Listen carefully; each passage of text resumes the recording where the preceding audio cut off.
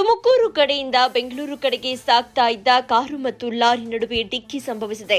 ಲಾರಿಯೇ ಕಾರಿಗೆ ಡಿಕ್ಕಿ ಹೊಡೆದಿತ್ತೋ ಅಥವಾ ಕಾರೇ ಲಾರಿಗೆ ಡಿಕ್ಕಿ ಹೊಡೆದಿತ್ತೋ ಎಂಬುದು ಸ್ಪಷ್ಟವಾಗಿಲ್ಲ. ಆದರೆ ಅಪಘಾತದ ನಂತರ ನಡೆದ ಘಟನೆ ಎಲ್ಲರ ಗಮನ ಸೆಳೆದಿದೆ. ಕಾರು ಚಾಲಕ ತನ್ನ ಕಾರನ್ನ ಲಾರಿಯ ಮುಂದೆ ಅಡ್ಡಲಾಗಿ ನಿಲ್ಲಿಸಿ ಹೆದ್ದಾರಿಯ ಸಂಚಾರವನ್ನ ಸಂಪೂರ್ಣವಾಗಿ ತಡೆದಿದ್ದಾನೆ. ವೇಗವಾಗಿ ಸಾಗ್ತಾ ಇದ್ದ ವಾಹನಗಳು ಏಕಾಏಕಿ ನಿಲ್ಲಬೇಕಾದ ಪರಿಸ್ಥಿತಿ ನಿರ್ಮಾಣವಾಗಿ ಕೆಲವೇ ನಿಮಿಷಗಳಲ್ಲಿ ಕಿಲೋಮೀಟರ್ಗಳಷ್ಟು ಟ್ರಾಫಿಕ್ ಜಾಮ್ ಉಂಟಾಯಿತು. ರಸ್ತೆಯಲ್ಲಿ ಸಿಲುಕಿಕೊಂಡ ವಾಹನ ಸವಾರರು ಗಂಟೆಗಳ ಕಾಲ ಸಂಕಷ್ಟ ಅನುಭವಿಸಿದರು.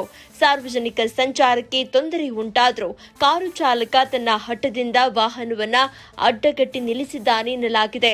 ಸ್ಥಳಕ್ಕೆ ಆಗಮಿಸಿದ ಎನ್ಎಚ್ಎಐ ಸಿಬ್ಬಂದಿ ಪರಿಸ್ಥಿತಿಯನ್ನ ಸಮಾಧಾನಪಡಿಸಿ ಕಾರು ಚಾಲಕನಿಗೆ ಬುದ್ಧಿ ಹೇಳಿ ವಾಹನವನ್ನ ರಸ್ತೆಯ ಬದಿಗೆ ಸರಿಸಲು ಮನವಿ ಮಾಡಿದ್ದಾರೆ. ಬಳಿಕವೇ ಸಂಚಾರ ಕ್ರಮೇಣ ಸಹಜ ಸ್ಥಿತಿಗೆ ಮರಳಿತ್ತು. ಅಪಘಾತಕ್ಕಿಂತಲೂ ಹೆಚ್ಚಿನ ಗೊಂದಲ ಮತ್ತು ತೊಂದರೆ ಉಂಟು ಮಾಡಿದ ಈ ಘಟನೆ ಹೆದ್ದಾರಿಗಳಲ್ಲಿ ಅಪಘಾತದ ನಂತರ ಹೇಗೆ ವರ್ತಿಸಬೇಕು ಎಂಬ ಪ್ರಶ್ನೆಯನ್ನ ಮತ್ತೆ ಎತ್ತಿದೆ. ಸಾರ್ವಜನಿಕ ಸುರಕ್ಷತೆ ಮತ್ತು ಸಂಚಾರದ ಹೊಣೆಗಾರಿಕೆ ಎಲ್ಲರ ಮೇಲೂ ಇದೆ ಎಂಬುದನ್ನ ಈ ಘಟನೆ ನೆನಪಿಸಿದೆ.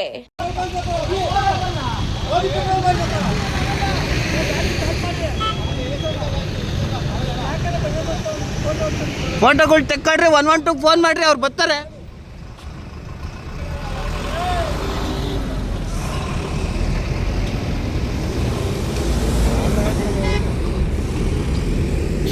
ಡೋರ್ ಬಿಚ್ಚಾಗಲ್ಲ ಆ ಕಡೆ